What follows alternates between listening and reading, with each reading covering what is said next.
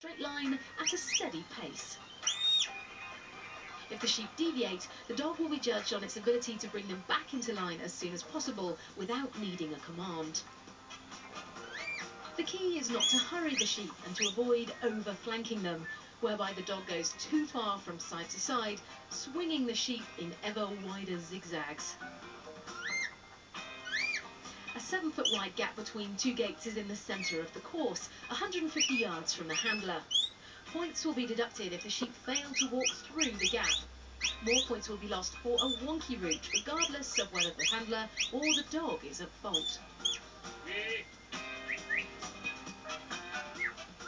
But the judges will look sympathetically upon a team who have to deal with an awkward sheep that walks offline through no fault of their own.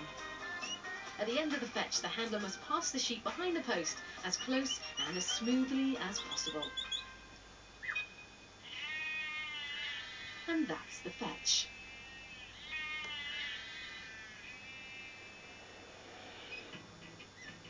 The 450-yard drive starts once the sheep have passed behind the handler at the end of the fetch. Once through the first set of gates, the sheep should be turned immediately onto a direct line across the field to the second set of gates.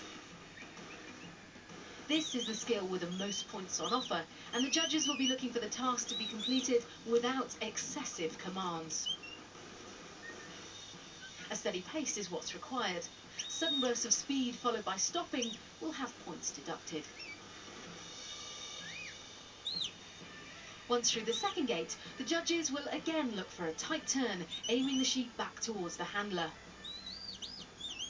A point will also be lost for every sheep that doesn't make a gate, although the judges can take into consideration a difficult sheep who's playing hard to get.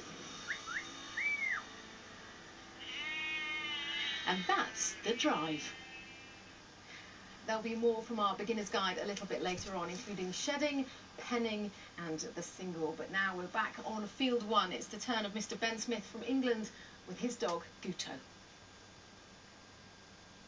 Rather different name for the dog, Guto. And he's the dog of Mr. Ben Smith from Derbyshire. The dog's away to the right.